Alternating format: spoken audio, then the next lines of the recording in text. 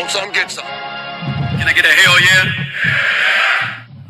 Yes, I am a pirate. You have to go with the pirates because, of course, they have cannons and everything. It's a pirate's life for me.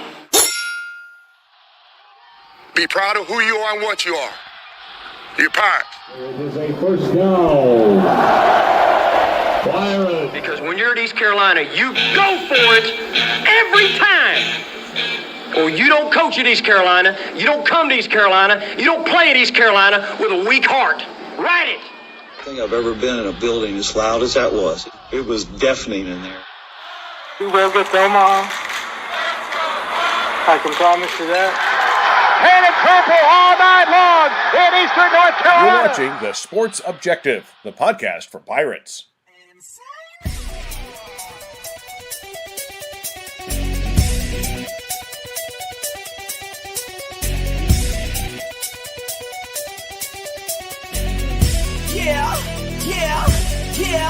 Yeah. My heart is purple and gold. I'm a pirate down to my soul. And I don't back down, not at all. Find out when the cannons explode. All right, welcome into TSO Sunday night here on the Sports Objective as we get you here. We've got a lot of great stuff tonight, I promise you. And ladies and gentlemen, I tell you what, this guy has been with me since episode 3, I believe, is Kyle from LaGrange Barber. How are you, sir? What's going on, Dave? We promoted the show with Mark Washington, former Pirate from the Peach Bowl era, defensive end. But Mark, unfortunately, could not be on with us tonight due to some personal issues. We'll have him on another time. So just to let everybody know, if you tuned in to see Mark, he won't be here. But we'll have him on another night. But what's going on, everybody? Yeah, we'll play your open, right? This is his walk-up music, by the way, guys. Oh, there you go. That's it, Dave. Cut it off there. I got you. We won't be able to monetize. So anyway, we've got Coach Hill here tonight. Coach, by the way, thank you for all you're doing. If you're wondering about Coach Hill and his training, I will just tell you really quick that my son Alex Richmond, is training with him and doing a great job. In fact, he was surprised. Coach is helping him with pitching. But also he was surprised how quickly he was picking up on hitting curveballs.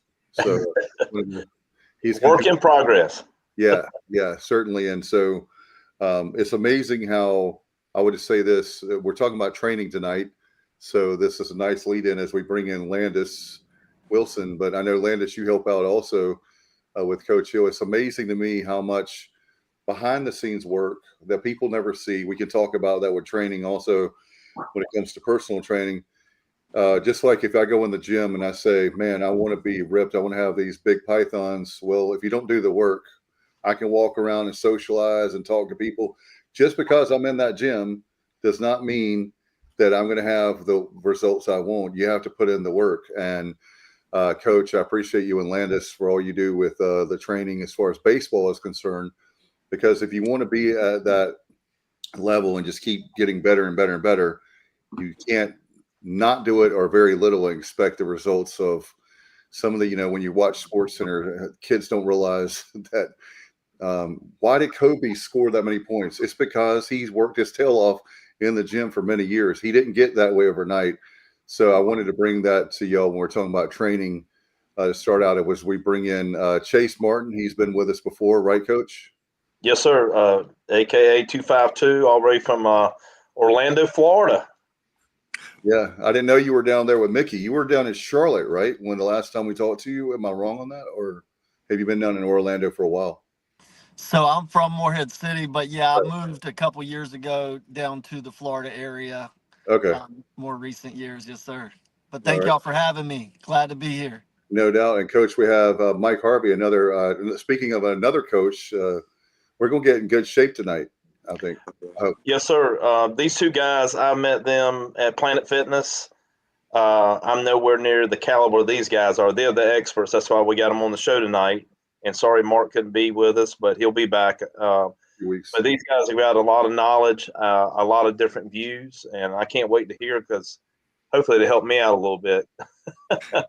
Yeah, so we wanted to have you guys on because people were saying, why do we have them on? I'll tell you why we have them on is because this time of year, as we're getting ready, 40-some days left for before we have kickoff against NC State on August 28th, that Thursday night. I'm really excited about that in Raleigh. By the way, sold out. So we're going to have to, I don't know, we're going to have to do something, draw straws or something. We're going to go to see that or pay a lot on the secondary market. Anyway, we wanted to talk. Did you get your request in for season tickets, Dave?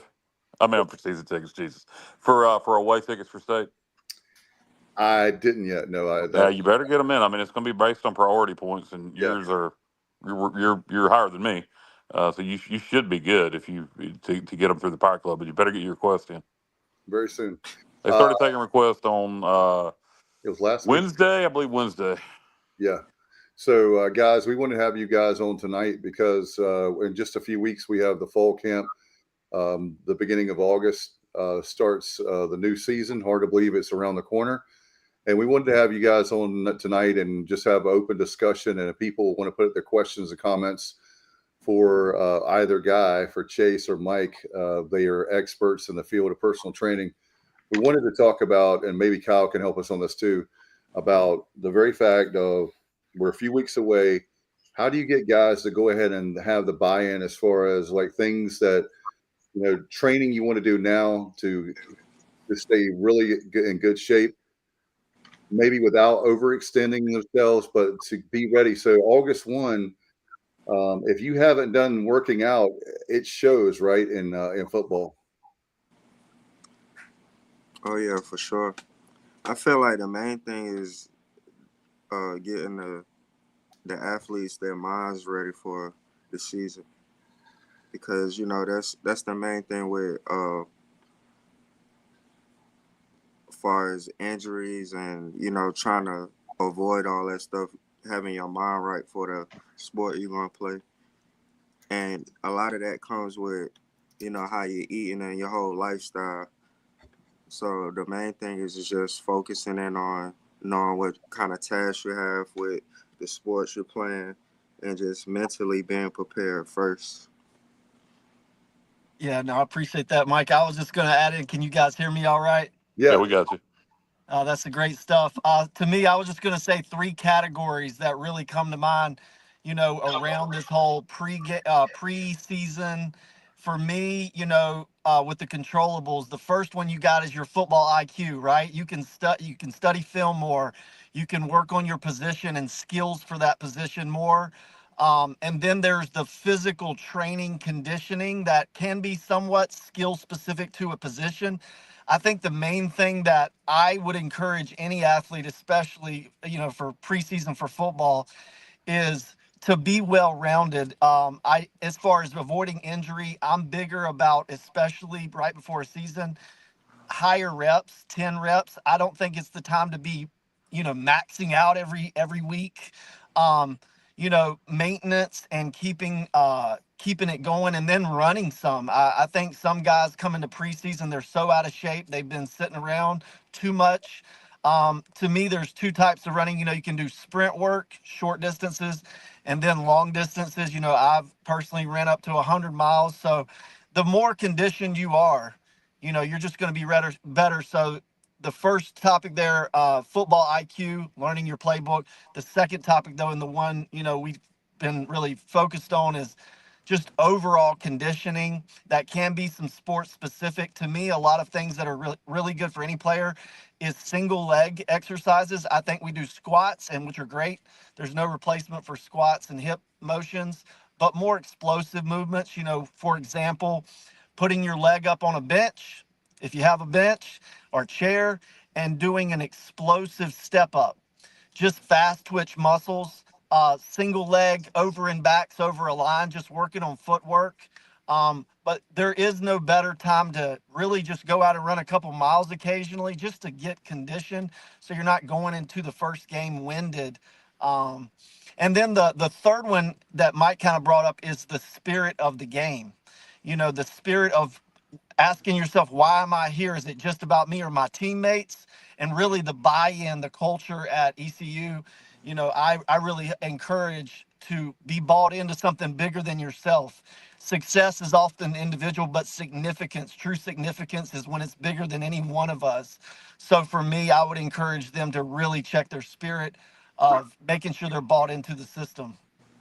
Chase, you played football at Elon, so from a player standpoint, and then from your background as a personal trainer and strength coach, uh, we had a strength coach here for several years under Mike Houston. Uh, Blake decided to let him go back in December. He hired a new guy, came in January. It did not work out. There was some behind the scenes reasons. He was out by the end of February, 1st of March. And then they brought in the new strength coach who had been here before as an assistant, was previously the strength coach out of Nevada, had just got back on his alma mater, Virginia Tech, and now he's here, Mike Siriano. But the point of the question is, this is their third strength coach since December. This guy's been working with them since March. You talk about buy-in. Obviously, ultimately, you have to answer to the head coach and the staff. But how difficult is it for these guys dealing with, three different strength coaches since December and two strength coaches for winter workouts into spring and summer workouts? Buy-in is one thing, but coaches have different styles. Obviously, ultimately, again, the strength coach is going to be answering to the head coach. But just from a player standpoint, how difficult is it dealing with two different strength and conditioning coaches during the offseason with the change in regime? Great point. For me, my biggest encouragement to the players is it's your team. This is the players' team. You need to have leadership at the player level.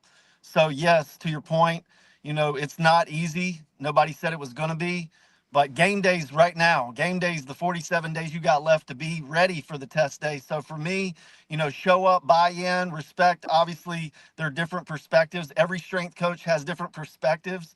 Some do a lot of low reps, some do more explosive movements. Like I said, I think Mike kind of brought it up too. Preventing injuries a huge deal, but never backing off of conditioning. I think one thing I look back and I would remind strength coaches that are very educated, but sometimes the numbers, the testing, they start forgetting about form. Be explosive, but full ranges of motion, making sure you're going all the way down on squats, rather than just doing so much weight in small ranges of motion, explosive movements. As far as to your question, I think my biggest thing that I hope I said there is really the player buy-in and leadership at the player level. Should have the captains having their own team meeting to make sure everybody's truly bought in and, following their lead. There's nothing wrong with doing extra workouts on your own, not just what's mandated. So whether that be, you need to get in better shape or conditioning on certain muscle groups, certain position things for linemen versus a running back versus a wide receiver, just different types of training, footwork drills. And the game has become more athletic. I think I look back at old school strength coaches, it was more powerlifting back then. And now it's all about athleticism. Can you change directions? The game is not north and south anymore. It's side to side. So it's how fast is your 40-yard dash? How quick can you do a 20-yard shuttle? It's the speed and agility and the lower body fat you have. It's kind of like, in a version of basketball with pads. Like, you want to be as athletic as possible. If I could go back and tell myself something, never trade athleticism for just getting bigger and bigger numbers in the weight room. Leaner is better. You're more athletic. Hope that helps. With the transition, like you said, with the coaches, I think the player level leadership is going to be so important, especially to your point, with as many changes as they've had in staff and leadership in the strength and conditioning phase. Mike, do you want to add to that? Yeah, I feel like he's saying, like when you're doing your pre-working out before the season and everything, you want to make sure too you have your mobility good. That goes into your athleticism, being able to move. So you want to be making sure you're getting your reps, getting your rest, and overall getting everything. And like he said, you got to have team captains. Everybody should be on one accord. And it should be just everybody trying to lift each other up to get better, because it's going to be competitions for positions and stuff. So make it fun too, and just every day try to get better and better, learn more, do your studying, but at the end of the day, you have to know that what position and what role you're going to play on a team. So the mental health aspect is what I would say is very important, and that's coming from listening to coaches or doing your extra studying or whatever you need to do to build your mind more. And that's not too much more with that, but I think too to add real quick with they're hitting on a lot of great things. These players and coaches have set goals out, short and long term goals, and at the beginning of the season they've been sat down with and said, okay, this is where we're going to have you at. This is your role. This is what you got to go with. And like both the Mike and Chase have been talking about, the expectations are high. The competition is great, and you got to have fun while you're doing it. And that's a tough balance to do when you're at a Division I football team and expectations are high. And coming off a huge win with State, and you got sold out crowds already, expectations are high. So you got to keep it fun. You got to keep it real. You got to stay, within your lane and stay focused. But, like Kyle was talking about, having, 3 strength training coaches, it's almost like Mike or Chase, somebody has come to you and they have circled around. You're their 3rd trainer. The other 2 didn't work out for whatever reason. The mindset, you guys being trainer, how do y'all start? How do you start from ground zero with that football player that's had 3 trainers, strength trainers, or somebody has come back, hey, this one didn't work out for me. Mike, I got you. I'll meet you at Planet Fitness. Let's work out. Chase, I'll meet you, down in Orlando, work out. What would you say to these football players? Paul, hold on one second before you guys answer that. Paul, I didn't mean to cut you off. Mike was the previous strength coach that we hired in January, Gianna, that we fired. Our current strength coach, I'm a complete idiot, is Mason Baggett. So earlier in the show, when all the information I was given about our newest strength coach that came here, that was at Oregon, that was here before under Connors, that is now our new strength coach, his name is Mason Baggett. So I apologize for that. Yeah, so go ahead and guess. That's all right. I can pronounce that name better, too. I hope so. I'll jump in if it's okay. Yep. So for me at the beginning, and I respect any of the strength coach coming on, Coach Baggett, if that's his name. That is his name. That is correct. Yeah. Hopefully, obviously, clearly, they get some basic testing done at some point. The bench press, the squat, the power clean, the vertical jump, the 20-yard shuttle, the 40-yard dash.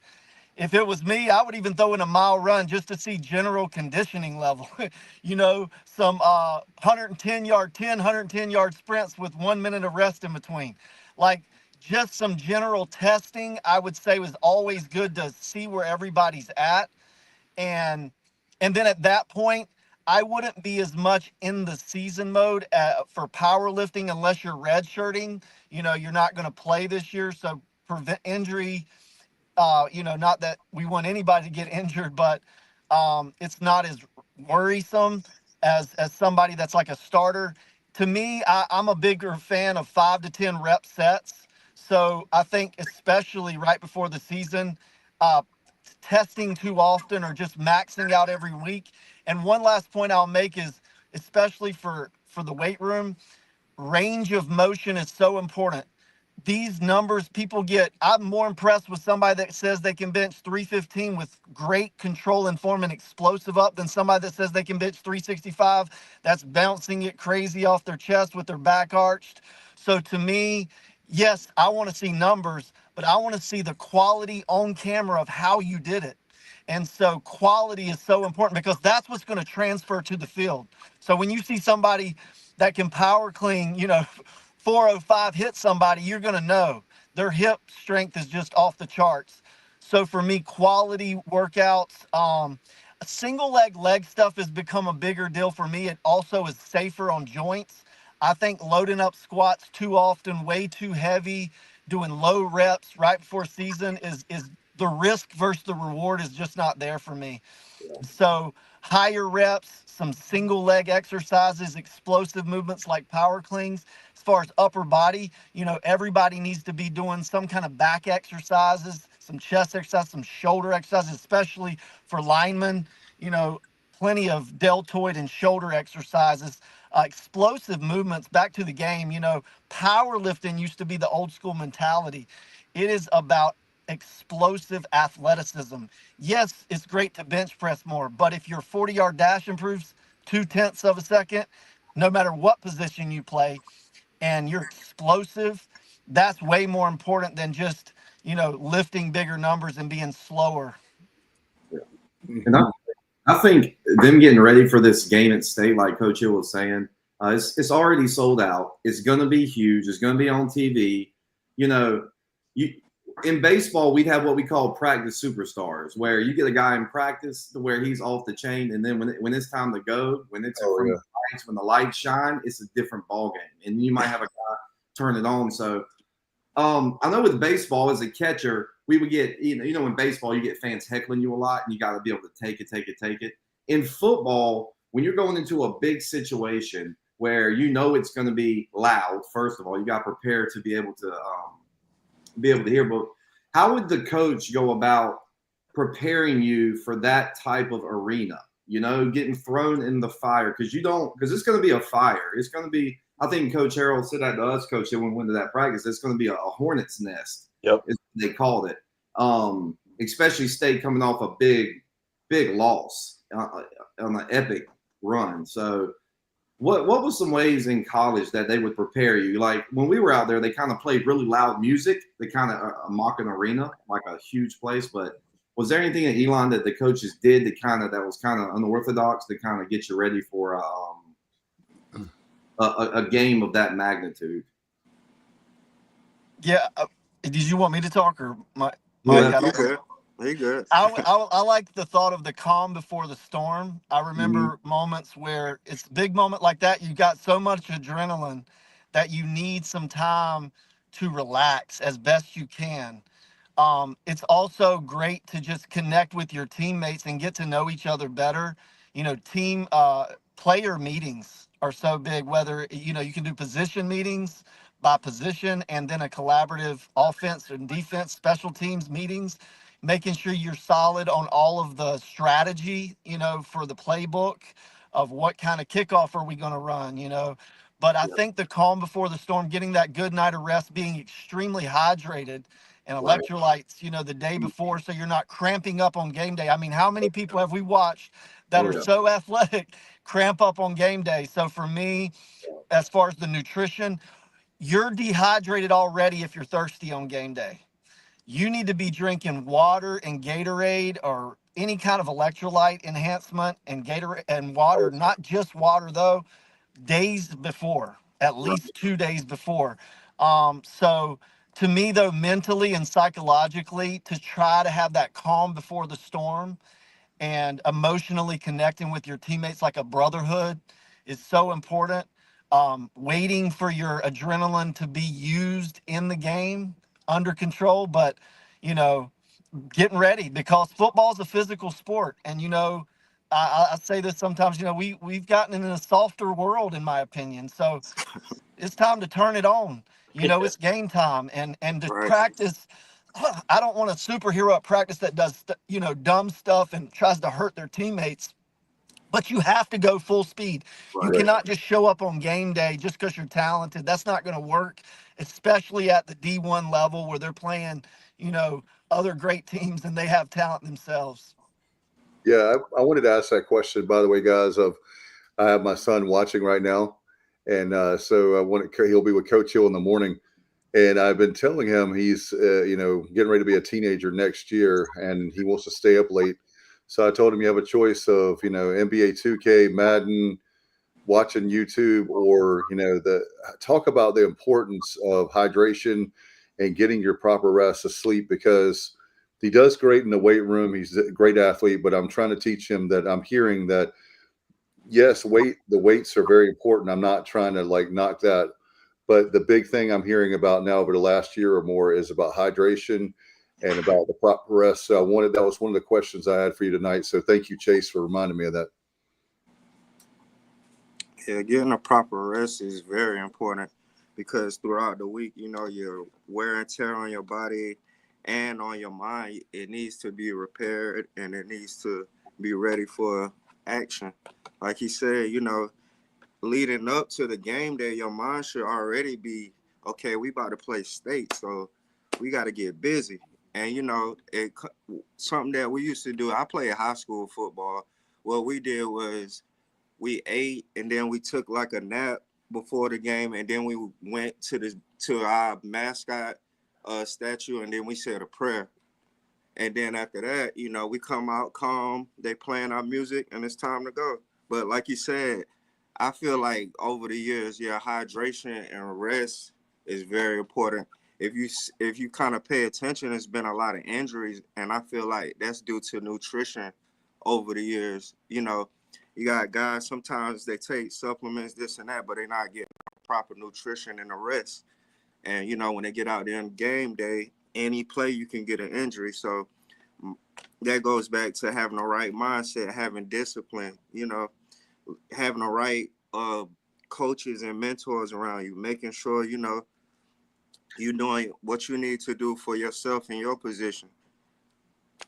Love it. I was just going to add and say, as far as nutrition and all the importance of recovery, you can break your body down as much as you want training as you should, but repair and prevention of injury and performance is going to come down when you are outside of your training, is going to come down to your nutrition. I love analogies. One simple one is it would be like trying to drive from North Carolina to Florida on E. It wouldn't work. You wouldn't get there. So, I think of the body as a car, and the fuel is that you need the fuel, quality of calories. We don't drink enough water. I know growing up, I look back, I'm like, I only drink sugary drinks at times. So water is extremely important. You should be having bottled waters. You can't drink enough water pretty much, especially, in the heat of this time of year. So water is important, but the hydration, making sure you're having enough meals. Don't skip breakfast, sleeping in, making sure you have breakfast every day as well. Hey, let me ask you guys something. The importance of not working out certain muscles too much day after day after day, and the rest between. Like my typical workout, if I went a week, and I see Mike, in Planet Fitness, and I introduced him to one of my players the other day, Cameron Boone, who was going to John Paul here in Greenville, and he saw the size of him, and I said, here, you need to meet Mike. He's a personal trainer. He's the expert in that. I said, I can give you the foundation. But my question to you is, guys, I know some of it, but I don't know what you guys know. How often should, say, for instance, my workout is chest, bis, and tris Monday, back, shoulder, and legs Tuesday, chest, bis, and tris Wednesday. I'm skipping a day for my muscle group.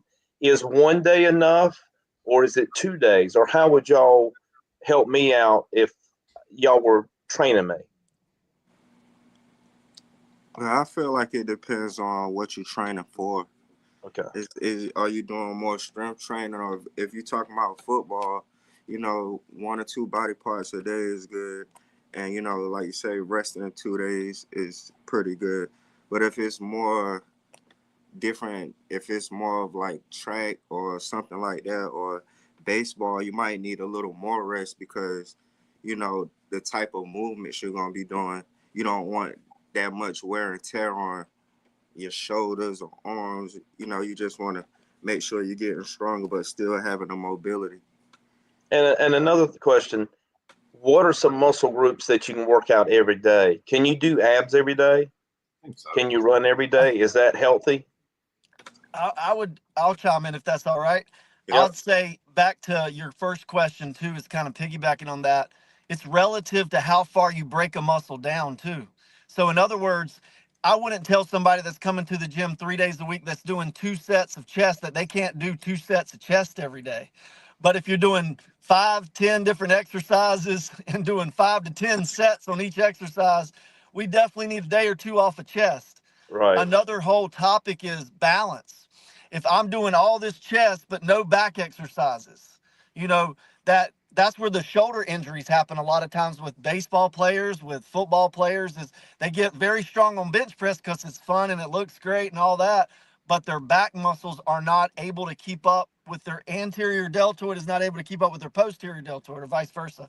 So to me, how often you break it down is how much volume are we talking about.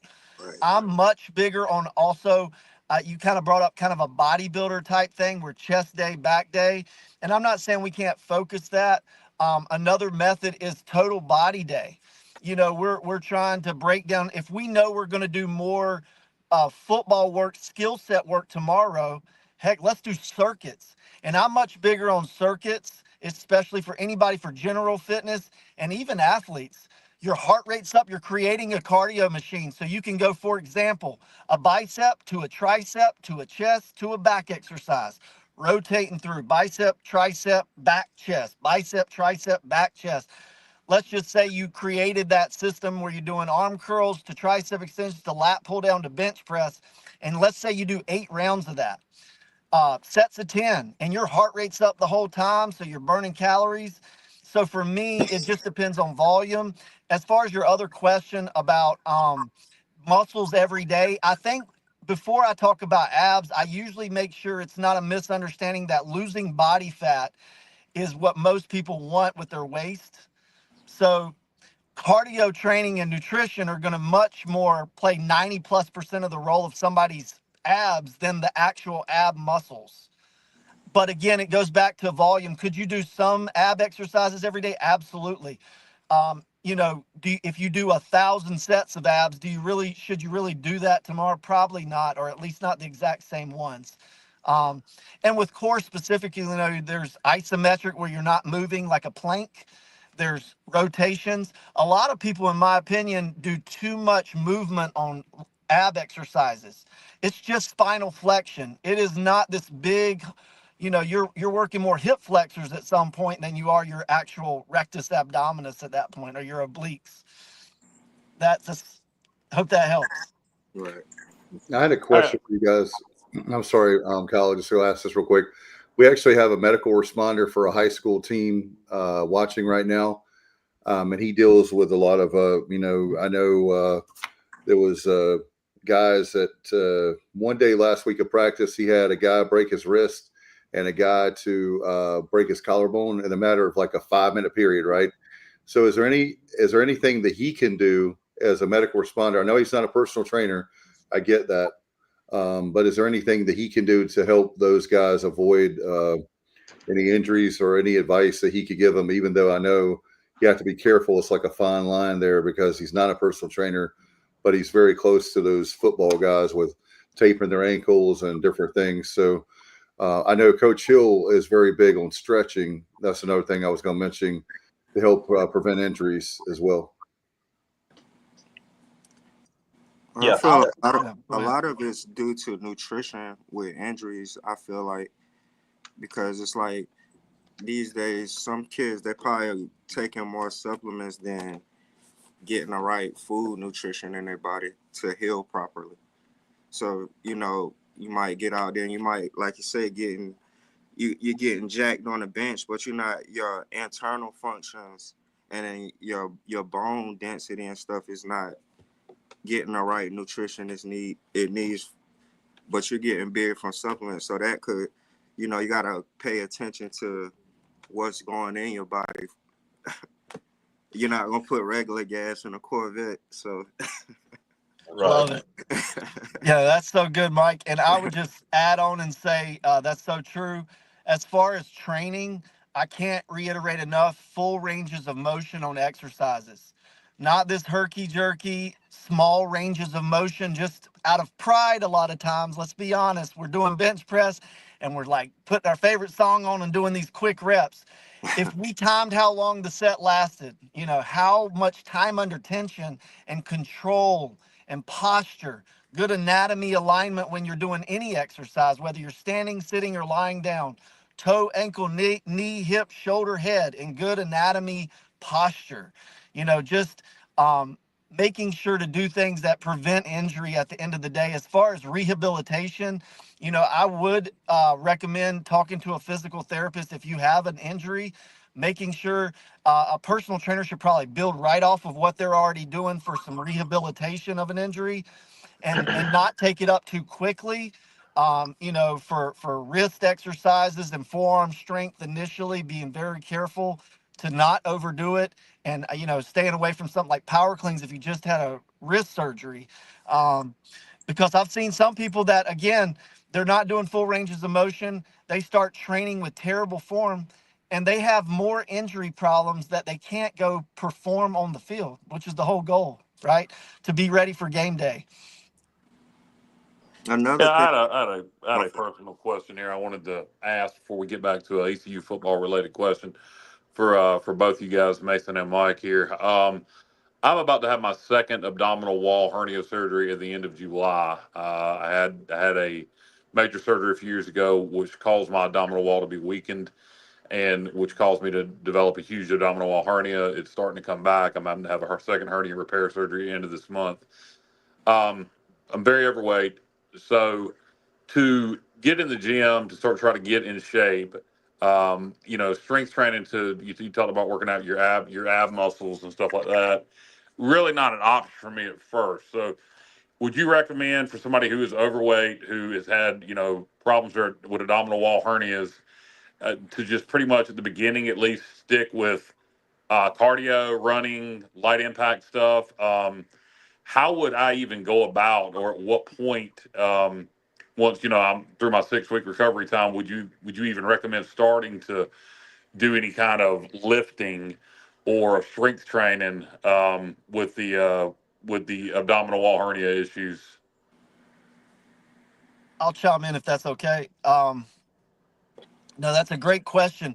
I think the most important thing I emphasize is there's some relativity, right? There's a little bit of trial and error, but the biggest thing whenever you do decide to lift weights is checking your body positioning.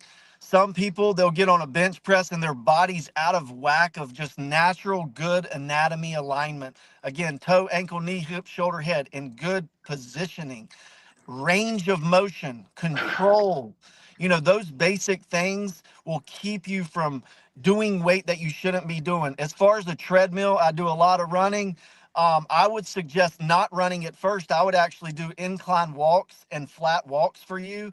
Incline walks without holding on to get your heart rate up to work your core safely at a speed you can handle without gripping the handlebars like crazy. I wouldn't even hold on. There's so many things that happen when you let go of that and just use some inclines, whether you're doing 5%, 10%. It's not about the speed though.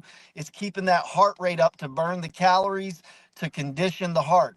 And back to athletes around this question, the most important muscle is to be conditioned for your heart. If you can bench 400 pounds, but you're tired after the first quarter, you're no good, right? You might as well bench 200 pounds. So whether you have a hernia or you're a D1 athlete, that's in his prime, I would say form, range of motion, checking your conditioning. As far as in the gym, making sure you're doing great form. Whenever you do start weights, basic movements, lat pull down, chest press, dumbbell bench, or bar bench, but full ranges of motion. I can't emphasize that enough. I wouldn't go under 10 reps for you at your, not that you're old at all, but just sticking to high reps and keeping that heart rate up. Yeah, I'm 44. I'm relatively old and have Hey, been through young and man. have been through stage 3 cancer and 4 surgeries in the last 2. Well, about to have my 4th surgery in the last 3 years. So yeah, no, I'd take it pretty easy on myself to start with. Yeah, I would say like, start with what restrictions the doctors give you first, find out what that is, and then, work off of that. But the main thing, like when I deal with my clients, is the main, like, how are you thinking about yourself? Do you think that you can get better from where you at? I give this analogy right here. If you was a superhero and you got captured by your bad habits, how you gonna write the rest of your story? You know. That's But true. yeah, the main thing is how your mindset on believing if you're gonna be able to heal up or get yourself in a better position. That's how I go about it. Yeah, I pretty much got to. If not, it's just going to keep coming back. I mean, this Right. is. I was going down the right path of weight loss. Had lost a good amount of weight, 60 pounds, and have put about 30 of it back on. And I got to get back on track.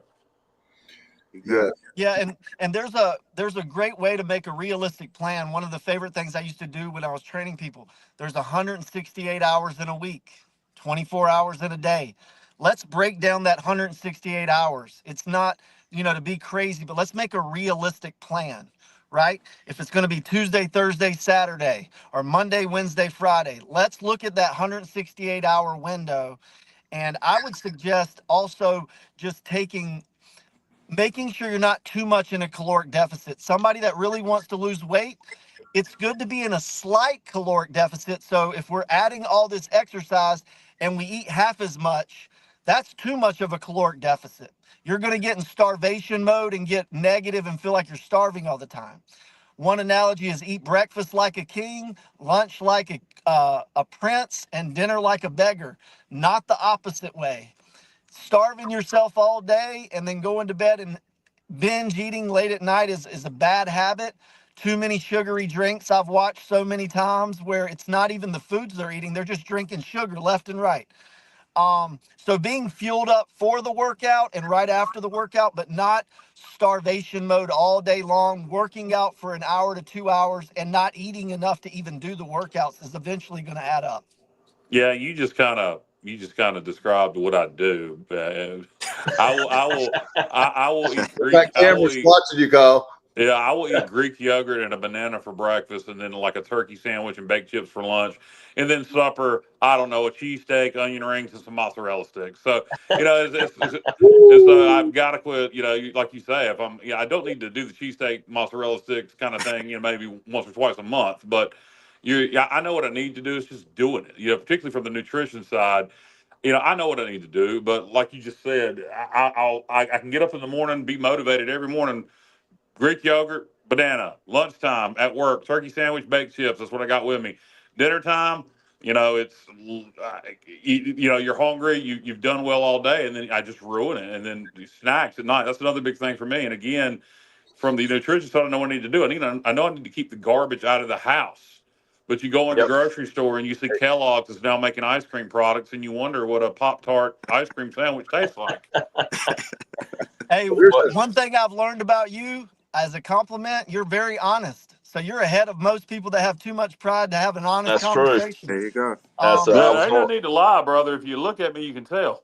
Hey, the timing though, one thing there we talk a lot about quality of calories, and I think the whole fitness industry, that topic is very well talked about. But timing of calories is so important, and it's not talked about enough.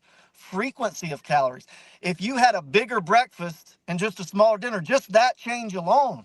If you had water with every meal instead of sugary drinks, especially when you're not active that day, let's just say, that would greatly change. So it's not necessarily like doing something that's unrealistic. Like I said, the biggest mistake I've seen is people that eat half as much and start training like for 2 hours and they're in starvation mode all the time. They get negative. Their metabolism slows down. Their thyroid's all messed up, in many cases. So finding a realistic, sustainable thing with your workouts. Another whole topic, and Mike kind of brought this up, is psychology. Really having a self-reflection and saying, like I wouldn't run 100 miles if it was just about how I look physically. And you added a lot of health and physical health, but I would go further. For the parents listening, what kind of grandpa do you want to be able to lift up your kid? And when you're tired, when you don't have the energy and the motivation of a feeling, that's when you really push through it, because you think of your grandchild you're going to lift up when you're 70 years old one day. So the lifestyle, being off blood pressure medication, cholesterol, that after work mentality to just decide, it's a decision, it's discipline. I don't have to feel like it. I'm still going to do it. I could be tired as crap. I'm still going to do it, even if I don't want to do it, even if I don't feel like it, because my why is bigger than me. My why, for me personally, and I've talked about this at Coach Hill's thing last year, my why is Jesus at the foundation. My Amen. why Amen. is the fact that I'm honoring him. I'm honoring him and I just happen to do it physically. Don't have to be like me, but think of your why. And if the biggest why we have is just a physical aesthetic, how we look, we're missing the boat. Even for athletes that play at ECU. For me, your why needs to be your teammates. Your why needs to be your family. Your why needs to be the legacy you're going to leave in 2025 and 2026 season. What kind of legacy do y'all want to leave at ECU? Let's go. I'm getting hyped up right now. Let's go play. To bring it back around to football, we talked about earlier Mason Baggett, our strength and conditioning coach, being our third different strength and conditioning coach this December. He came on in March. But he also has to deal with something. This is the day and age of the transfer portal, unfortunately. And we took a lot of new players, the experienced players, guys who have played on other teams, out of the transfer portal post spring. We did a lot of our portal movement post spring. So a lot of guys getting here for the first summer semester, guys that played, a guy came over from Rice, a guy came over from Memphis, a guy came over from ODU, guys coming up from, Division II schools, FCS schools. So we got about 20 transfers, and about 12 of them, I believe, came in post spring. So you're Mason Baggett, you're the strength and conditioning coach at East Carolina. You're dealing with all these new faces that are here now for the summer semester, not to mention guys coming out of high school, but more so for the older guys who have been in strength programs at other Division I schools that have just got here. How do you approach getting them to buy into your system? You've been at other schools, you've been at other strength programs. Well, I would feel like he has to build relationships with the transfer students, and then go in and find the athletes that's going to be leaders, and just create just different ways to be more of a team and show what he's trying to implement with the ECU football team. But the biggest thing I feel like is building the relationships, because if this person got a different attitude than this person, then what you're saying to him might not work for him. So, building player relations, I feel like, is important.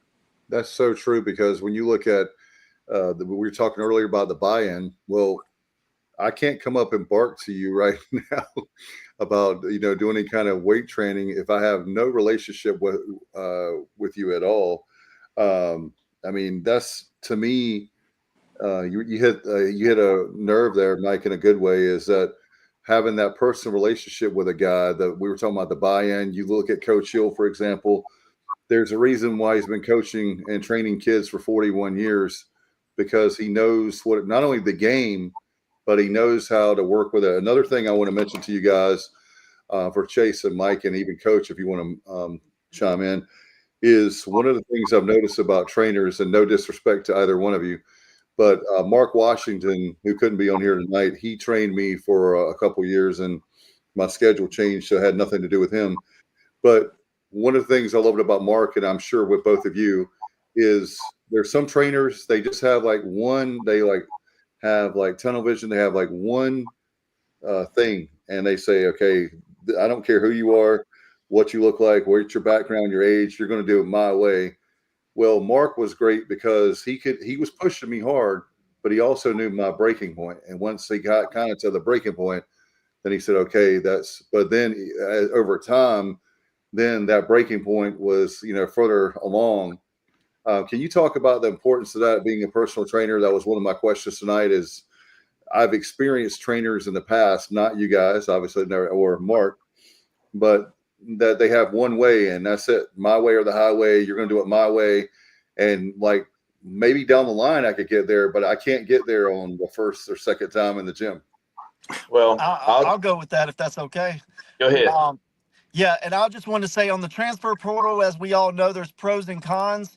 If you don't have a relationship, loyalty's out of the question, and loyalty's really hard to keep right now. So you have to have a significant relationship within the players, within the coaches, and that trust, right? That loyalty to be a part of ECU football. As far as your question, I've trained many trainers this, and great leaders don't create followers, they create other great leaders. They are facilitators, not dictators. And so to your point, I used to call it a menu of options, like taste buds.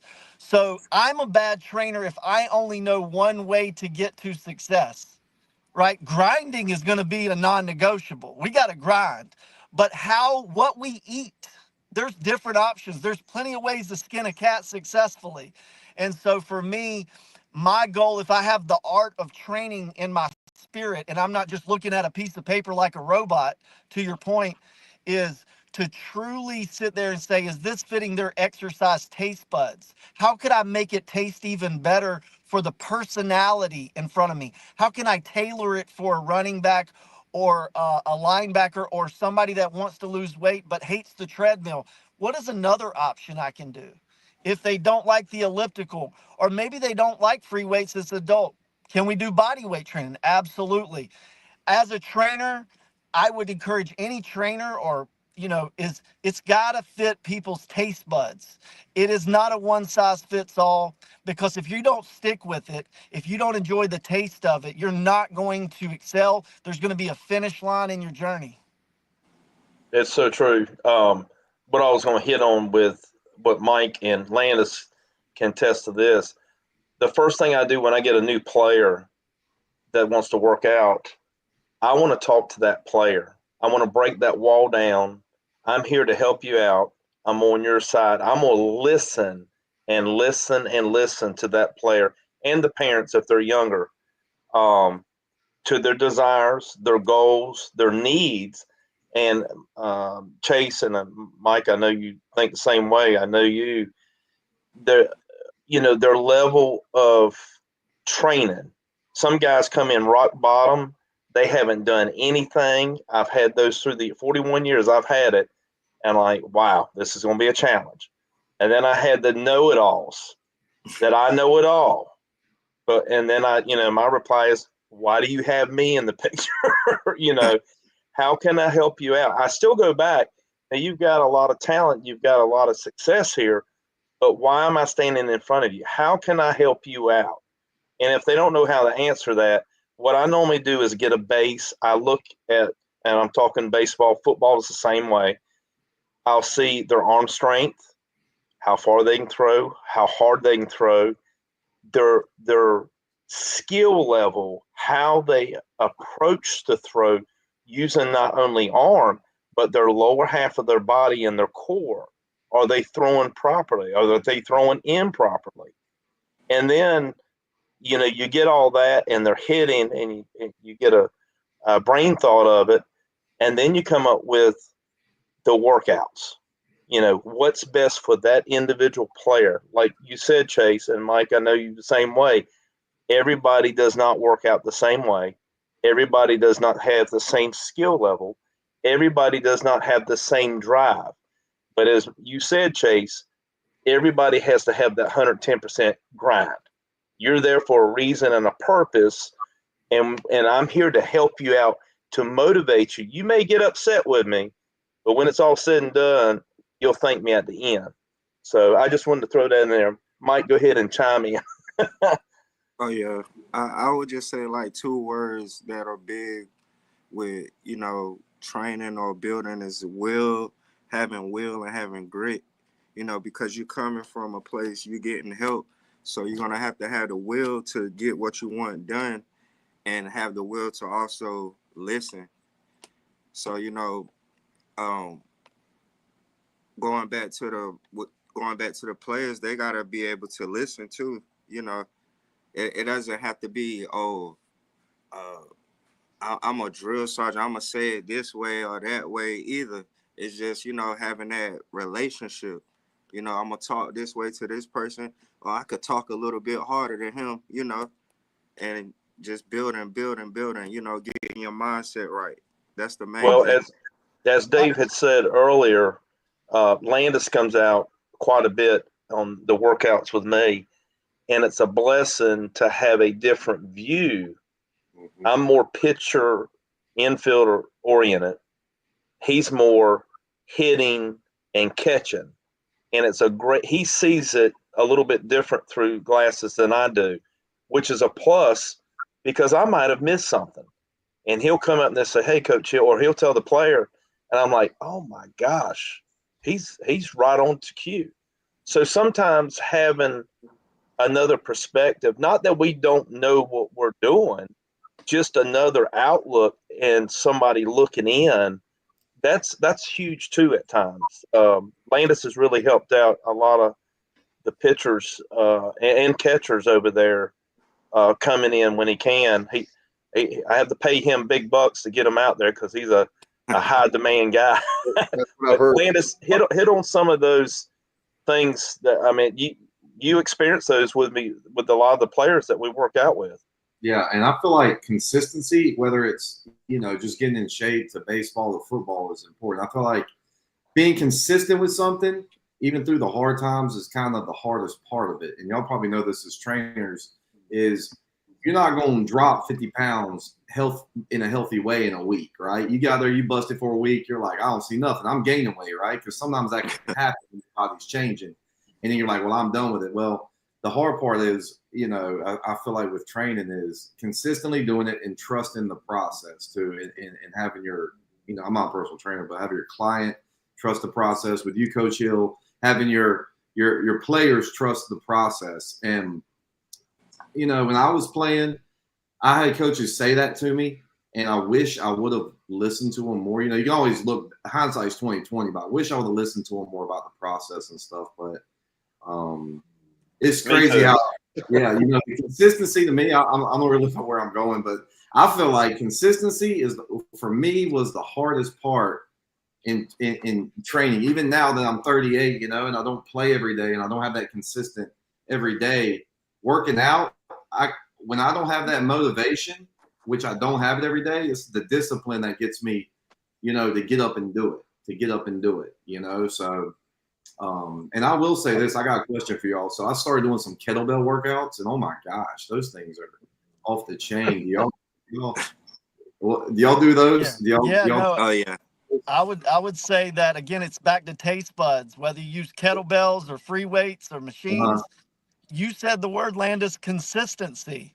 I think of your life as one big workout. Every week's a set. What are you doing with it? Right? It's 168 hours. What are we doing with that set that week? I just have to say this about athletes, back to football, is one of the biggest issues I've looked at my whole life, and I'm sure you guys have seen it with baseball, with football, is the most talented players sometimes don't know what grind really means. And I just have to emphasize that. They have so much talent, but when talent meets talent, there's so many other things that matter. When talent meets talent, right? When it's not Rudy versus Michael Jordan, or Rudy versus Ray Lewis. Like we're talking when talented D1 meets another talented D1 athlete. Now what? Who's been training? Who's doing the workouts? Whether it's kettlebells or free weights or running, whatever is, in line with your goals as an athlete. My biggest thing is don't be soft. You cannot just show up on game day forever and expect that just because you're this talented person in high school that won a state championship, now you can just show up on game day to this level. It's not going to work. It may work every once in a while, but not consistently. So for me, that grind that you have to have in the exterior things like the weight room. As far as kettlebells, I'm a big fan. It works your heart. There's a lot of explosive movements. It's multi-joint movements instead of just, if somebody's goal is to get leaner, it's a great tool to use. And whether you're using kettlebells or free weights, it's a tool. It's how well do we use this tool, and does it fit our personality, whoever that is? Yeah, iron sharpens iron, as you were kind of alluded to when D1 talent meets D1 talent. Something that I talked to Brandon Simmons about that he said that Coach Mason Baggett used to do, it was either under Connors or either under Mike Golden, I'm not sure which now, was the Blackbeard Challenge. Around this time in July, they would have a competition, kind of a multi-tiered, who's the fastest, who's the strongest, and there would be winners in each category, but ultimately there would be one who won the ultimate bike beer challenge. How important is stuff like that, making things fun, where the teammates are competing against each other in a fun way? How can things like that be utilized to motivate and get players ready for football season? I love it. You just got me hyped up thinking about it. Competition is great. I think the most important thing to keep in mind is a healthy competition, but the most important competition is within yourself. It's you versus you every day. So as much as you want to compete to make your teammates better, to be ready yourself, it's so important to check your biggest competition is in that mirror. Spirit, mind, and body, are you the best version of you this week compared to last week? Are you a better version? Are you 1% better? But I do agree. I think competition, healthy competition with teammates done the right way is a beautiful thing to push each other. Yeah, one of the things, guys, I want to mention is the fact that I was just thinking about another thing, that no matter if you're in theater, sports, whatever, you could also talk about being in a band, right? You have to do the work individually. And I think that one of the things I've noticed, guys, and maybe y'all can talk on it because y'all are the experts, is when I say this term, I don't mean it in a dirty way, but do me. And it's like our society now is, instead of putting the work in, they're like, Bubba, if you're watching, grab that clip. Yeah. So it's like for me, like, that you have to do the work before you come to practice. And I've seen it with my son's teams where the parents are like, but that coach, and I'll just pick on Coach Hill. Let's say it's Coach Hill. Coach Hill didn't work with my son enough, and they, like, get all huffy and puffy about it. And I'm like, wait a minute. And I don't say anything, but I'm thinking, your son didn't put the work in, right? No matter what the sport, or you could say weight training or anything else. And then the coach doesn't have time to work with your son individually at practice. I'm sorry, I'm not, and that's just something that is like a trigger for me when it comes to sports, is the society we live in. Can y'all talk about that? Because it's like, we got to teach our kids today self-motivation, that it's not about your parents or society or whatever is going to help you. We are going to help, but at the same time, you got to put the work in.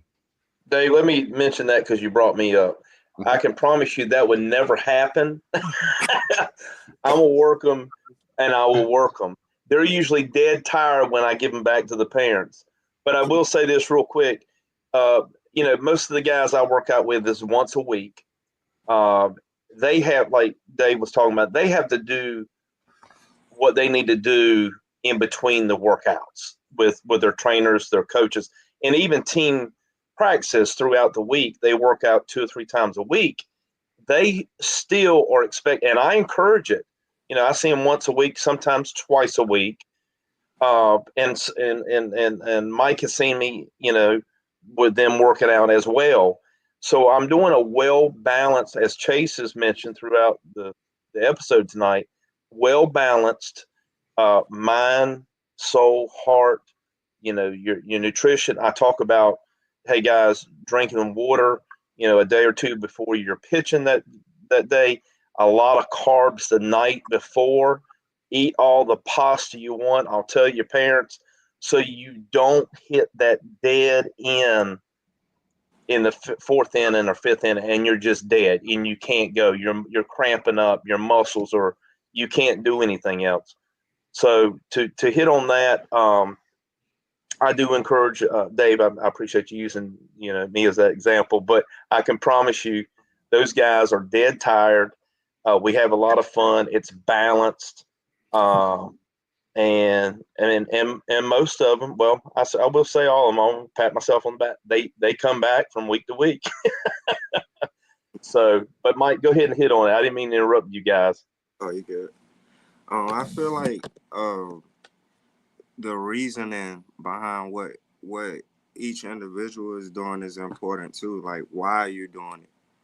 Because it's like, if you don't have a reason, it's like, oh well, I could do that later, or I'm gonna miss this practice. It's like, you get, like Chase said, God giving you the ability to try to do better each day. So your reasoning has to be strong, and it got to be a kind of delayed gratitude, because you have to put the work in and go through the stresses, the trial and error, you know. And a lot of kids, it's just like reels and stuff. They want it instantly. So you got to kind of tell them, look, you know, it's going to take time. It's going to be hard. You got to do it when it's hard. You got to do it when it's easy. You got to do it all the time. You got to be on it. And, you know, just keep every day you wake up is another day to try to do better, you know. Trust One thing, I'll just add one thing. To me, back to the parents, I know you love your kids, parents, but letting them fail is one of the best ways to grow. That's true. Temporary failure and quitting are two different things. Yep. Temporary failures are great. That's why I'm not a big fan of participation trophies. You know, it's cool to get a trophy and all, but No. it's not about that. It's about learning how to lose without becoming a quitter. Yep. Learning how to lose and be resilient and have persistence. And Mike said gratification, gratitude. Delayed gratification is a rare term. People don't want to hear you're going to have to work for another 2 years to bench press that or run that 40-yard dash time or lose that much weight. They don't want to hear that delayed gratification, and that's just a part of the process. But for me, with parents, I think one of the big issues is let them fail. They're not going to die. We don't want anybody, God forbid, to have a problem like that. But when it's safe, when it's a controlled environment, failure is a great thing to learn from. That's where you grow. Yep. And I challenge all athletes at all ages, college, middle school, high school. What are you doing that's not mandatory? Outside of mandatory, what are you doing on your own? The skill work, baseball, pitching, hitting, or football, drill work, being a student of the game, watching film. How many 5-mile runs did you do? You're not signing up for 5 miles, but how conditioned is your heart? Can you run that long? Just to be able to do it, even if you run a 4.4 40-yard dash, can you run 5 miles? So in the fourth quarter, you still run a 4.4, right? Correct. And so for me, I ask all athletes, mandate more than the mandatory things for yourself. Set bigger standards than just what's mandatory that the coaches are telling you have to do. You got to set your own standard that's higher than the boss, that's higher than a coach. And as far as parents, let them fail. It's a good thing. That's where you grow. My brother, shout out to Nick and Matt. Matt had an 0-11 senior year in high school football. One of the best things that ever happened to him in his athletic career. Went on and played college ball, broke a lot of rushing records. So failure can be a great thing if used the right way. Also, I want to add to you guys is that I just said, Chase, trust the process. It's a journey. It's a journey. And you need to realize that you were talking about running, Chase, I'll do an analogy. It's definitely, and Coach Godwin talks about all the time, it's a marathon. It's not a sprint. And so in our minds, it's a sprint, because we want that, as you talked about, instant gratification. But if you say, hey, I've got a 2-year plan that I'm going to be doing. And another thing I would add is 2 more things really quick. And I don't know if Kyle has another question or two, but I wanted to add the very fact of always say your commitment should always be bigger than your circumstances. Maybe I didn't sleep well. You were talking about earlier, Chase. Maybe I didn't sleep well. Maybe I don't feel good, but I'm still going to. That's when you. That's the difference between winning and losing is the days when you feel bad, in addition to the days you feel good. Because if I went that way, I have sleep apnea. So if I went that way, I would never go to work and I'd be fired. Like, maybe 25% today, where tomorrow I might be 50 or 75%. You got the CPAP, Dave? Yeah, we'll talk about it later. Why don't you have CPAP, man? It'll save your life. I'm telling you. They're personal trainers. They can speak on. I can speak on this. Not to make it personal here, but I had severe sleep apnea where I was not breathing. At about 200 times an hour, I was stopping breathing, and waking up with severe migraines. And I got on CPAP in 21. And it's a pain in the ass to wear that thing on your face, and you look like you're Tom Cruise in Top Gun, except you're not flying a jet. But it can save your life, brother. So you need to get on CPAP. Yeah, I've just had some bad experiences. I'll talk to you off air about it. All right. It's not a vanity thing. I think one of the things that I need to do is to help with. There's two things for you guys. I need to get back in shape. That'll help me, and also the weight gain that I had during COVID. I've lost it like a yo-yo, gained it back, lost it, gained it back. So I need to probably lose around 50, 60 pounds. And between that and the working out will definitely help me a lot in that regard. But in the meantime, I know. I'll tell you all about it. So I've had one thing I was just going to add, if it's okay. Sure. Football, is often decided in 4 or 5 plays, right? There's 4 or 5 plays in the game that really make or break the win or the loss in most close games. At most 4 or 5, maybe it's only 2 plays, right?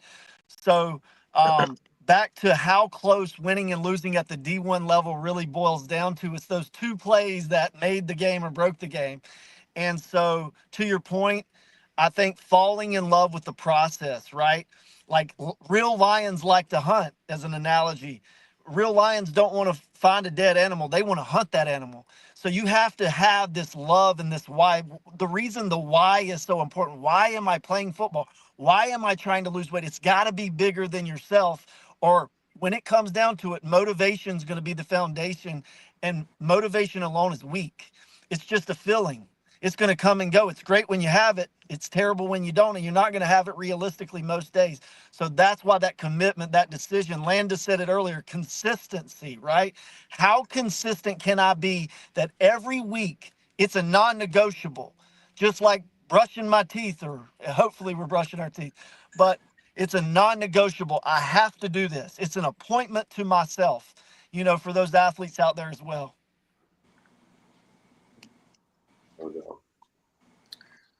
Cal, did you have anything? No, not strength and conditioning related. I did have something for Paul and Landis, baseball related. Went to, I've been going to Bird Dogs games quite a bit here lately, and Friday night, I was at the Bird Dogs game and playing the New York Boulders, and some fans from the New York Boulders were sitting in front of me. I was sitting right behind the dugout for the visiting team, Section 1, and you guys are familiar with Granger. Yeah. Was heckling the pitchers as you should do as the opposing team's fan, within reason. You shouldn't cuss.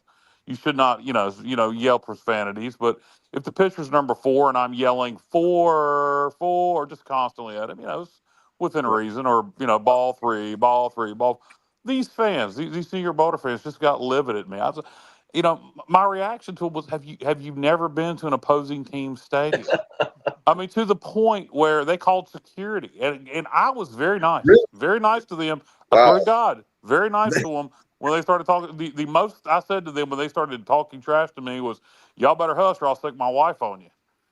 Because She's who got security call? You got security call? I just called on me, yes. And so they came and talked to me, talked to the other fans around me that were Bird Dog fans, and they said I wasn't doing anything wrong. I said, "What you hear?" Because they can hear me. I'm loud. I said, "What you heard?" I said, "Because you're security." I said, "You heard it." I said, "Because the pictures are hearing it." I said, "What you heard is what I was saying." They let it go at that and made the New York fans look like idiots. But so my questions to Paul and Land is, what is too much? As you're standing out there playing, or particularly as a pitcher, what is too much heckling? I think yelling their number repeatedly, yelling ball 4, when you got ball 3, I think that's perfectly acceptable. Well, if you're calling Kyle, if I'm pitching and this fan and Kyle is calling my number 27, which was a great number back then. I'm thinking to myself, this guy, it drives me even more. Right. Not to the point of I'm going to get outside my mindset, what I've got in mind. I'm trying to hit my corners and throw strikes and situations. You would use it as motivation. Oh, I always did. I would thrive on somebody like you. I would encourage you, and I would even taunt you back a little bit. Oh, this guy was not. It was getting in his head. No. I would, if you're over there with the dugout, I would probably look at you and tip my hat, or I may even give you a number 1 sign if you're real lucky. And I would have appreciated it. The whole thing was, Coach, I was getting to him. He was their starting Friday night guy. Yeah. Oh, wow. And he was throwing garbage, just started throwing wild pitches. I am very loud. I'm probably the loudest human being I know. You're loud. I'm loud too. The stadium itself was not the best atmosphere. So I was really noticeable. And I was getting to the guy, number 4 for the New York Boulders. If you happen to see this, I love you. But I got in his head. And then as Chase and Mike and all has been talking about, there's a balance. That's part of being an athlete. You've got to be able to control those emotions out on the mound, at quarterback or whatever. But Landis can tell you, I mean, he hears it more than minor league baseball. Come on. Landis would hear it more than I would. And a lot of times, Landis was never my catcher back then. He's caught me before. But more than likely, and Landis can hit on this once I say this, the catcher would, if he saw it getting to me, that never got to me. I was so hard on myself anyway. Any outside source would motivate me. But he would probably call timeout. So, you know what, that jerk back there, I heard his name. His name's Kyle. He says, just shut him up. Yeah. And exactly. Go ahead, Landis. Tell him what you would probably do. So if I had Kyle, if I was catching, I guess, and my pitcher was shook by Kyle in the stands, I would we would first of all, I'd laugh. I'd be like, look, he's in the stands. There's a reason for that, right? We're out here, he's over there. Okay. And second of all, it's pretty funny, right? You know what I mean? Like, don't let him get to you. Well, we used to go in the bullpen. Okay, our coaches used to take us in the bullpen, and we had to have, and I would catch, and they would have pitchers up there, and the other pitchers would heckle that guy. Oh. And we could not get, the pitcher that was getting heckled could not say anything back to any of the players. Oh, wow. We could absolutely roast him, or we all ran. So we actually trained on being able to handle that, because I'll tell you, I've heard some of it's like a stand-up comedy show. It's some of the funniest I've ever heard in my life. Hilarious. Other thing I would say is it worse when, all right, so like at a ECU baseball game with the Jungle, it is a bunch of rowdy people all at one time, and it's an electric atmosphere. Is it worse when it's a 3/4 empty stadium or a half empty stadium and the crowd's kind of, half-ass into it, but there's one guy and you can pick that guy out and he is being super loud? Does that actually make it worse than a group being loud? It is. Yeah, it can be. It's pretty funny, Kyle. So I'm curious as to what happened. So the pitcher, was he talking to you in the stands? No, the pitcher never reacted. He just started throwing wild pitches, started pitching even worse the more I did it. Catcher had to come out and calm him down. They ended up pulling him. And then when they put in the next pitcher, I started the same thing. And that's when the New York Bowler fans started freaking out and called security over. Kyle was the number 10 guy that night in the stadium. Number 10 guy. Yeah. Hey, all I'll chime in and say on that is, from what I've seen, if you want to shut somebody up, hit a home run or strike somebody out, and that quiets people down real quick. And I one more question about this for Paul and Landis. How in the world, and then like I said, I think part of it was the stadium was kind of dead except for me. How in the world did you make it to the minor league level where you're playing professional baseball? That means you played college, you played high school. How do you make it to that level and let a fan get to you? It was probably something else, Kyle. He probably had a lot going on. At that level, I played for the Boulders, and at that level. Did you really? I did not realize. Maybe you knew those fans. No. They were called the Rocking Boulders then, but the same place. Really nice stadium over there, too. But and it's surprising, too, because in New York, everybody's pretty tough skinned, too. So he might not have been from New York. Because over at the Yankee game, I mean, they'll wear Aaron Judge out if he strikes out. He's a legend. Oh, yeah. The pitcher itself probably, there's one player from North Carolina on the entire Bird Dogs team, Danny Beal, and that's it. Yeah. So, there's something else going on. At any moment you can get traded at that level, you can get released, and you're done. Like, you're done. Your money's cut off. It's done. Not a good night to get taunted, basically. Kyle, I will say this, Kyle. There was a time I was playing up at the Richmond Braves Stadium. Oh, yeah. And I had a guy, I'll say Kyle. Kyle was, behind the backstop. And Sonny Miranda, he was from the Virgin Islands. He called timeout. He says, "Yo, Paul, man, the guy's really ragging you. Man, you just shut him up. Throw a baseball up throw it up there by the nets by him and just shut him up.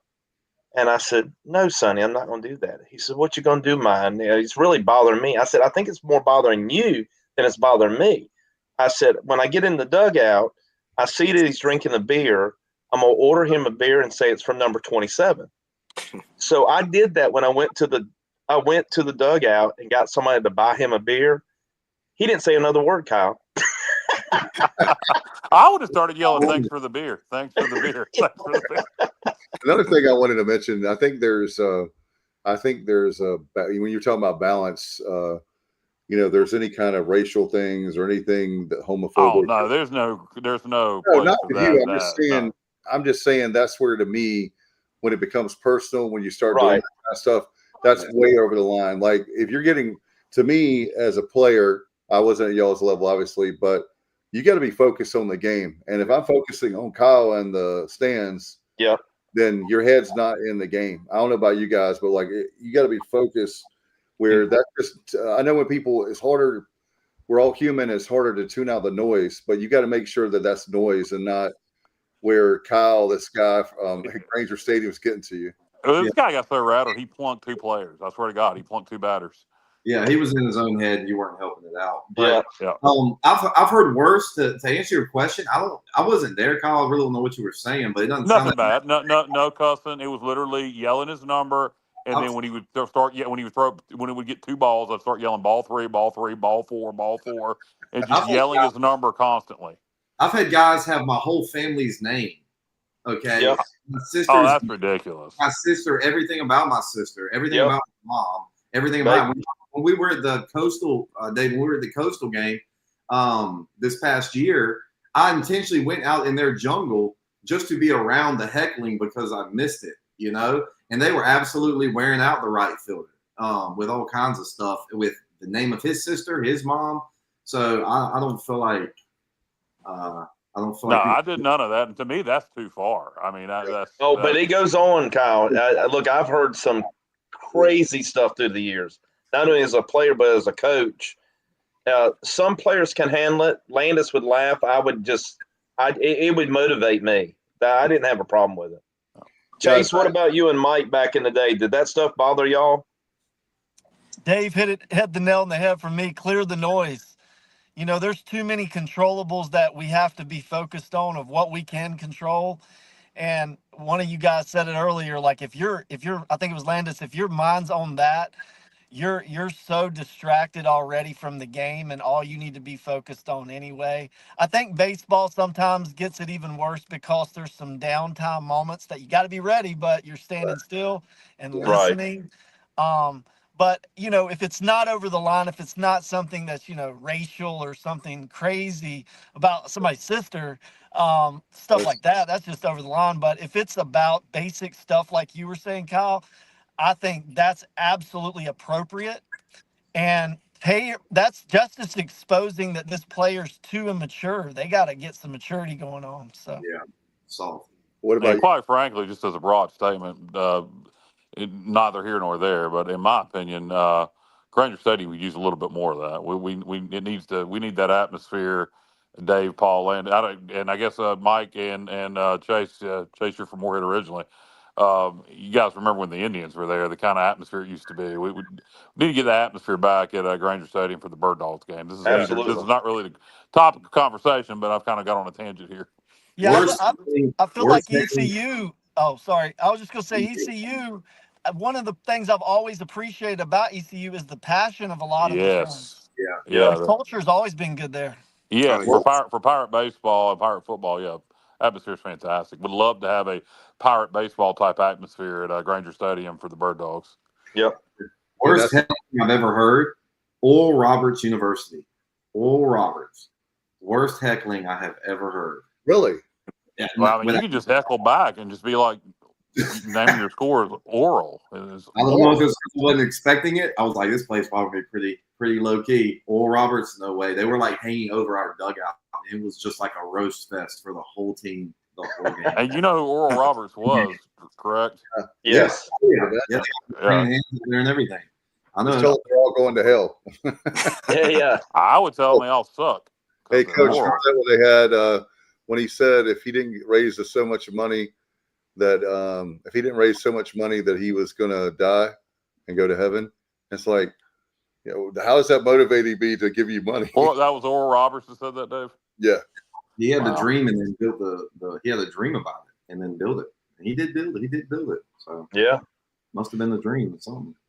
Yeah. So we're going to wrap this thing up here in a couple minutes. So I just wanted to see you guys have any final thoughts on guys that maybe if there's any tips we missed here on. We appreciate y'all staying longer than expected, but we were having a great conversation. So I don't like to end something when I feel like we're in a good groove. So I just want to thank Chase and Mike being up here. It's been a lot of fun. I learned a lot just listening to you guys. So I appreciate all y'all do and still do, and we'll continue to do. We need more trainers and more guys like you, and that's why I had asked Dave and the crew on TSO.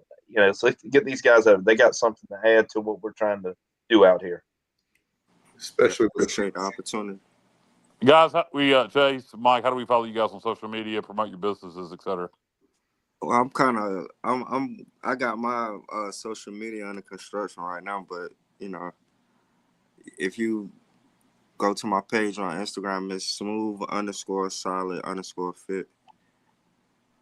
And you can find me there. All right.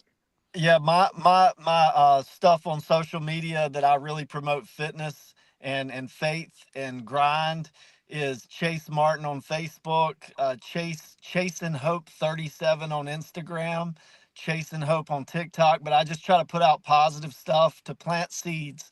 And so my biggest thing I wanted to say in closing on my end is thank you guys for this. I think the most important thing anybody listening is take all this great, we're talking about the blueprint of success here, right? Whether you're playing football or you just had hernia surgery, we're talking about the blueprint. Now it's time to refine it. We have to apply this. Landis said the word consistently earlier, right? Consistency. So it's taking everything that happened in this conversation, all these pieces to this puzzle of what we can control, and get out there and apply it now. 168 hours a week, right? What are we going to do with it? Yep. We had 24 hours a day, 7 days a week, 365. Everybody has the same amount of time. Exactly. Great point. Landis. No excuses. Landis, do you have anything before we get out of here? No. Great talking to y'all. Love doing it. Appreciate the good advice and stuff. Yeah, I had a great time. All right, Brother Kyle, before we get out of here, going to go ahead and promote next week's show. I got a big guest next weekend. Former head coach for the ECU football Pirates. How about that? We're going to have, he was head coach for one game against NC State in 2018. He was interim head coach, former defensive coordinator under Scotty Montgomery, former graduate assistant under Steve Logan, former player under Bill Lewis. Ladies and gentlemen, next week we will have the defensive line coach for the Missouri Tigers of the SEC, David Blackwell. David Blackwell will be with us. Oh, that'll be fantastic. Guys, thank you so much. I hope everybody watching and listening has a great week. Thanks to Chase, Mike, Coach, Landis, Kyle, and I'm Dave. We'll get out of here. Hope you have a great week, and as always, go Pirates. Have a good night.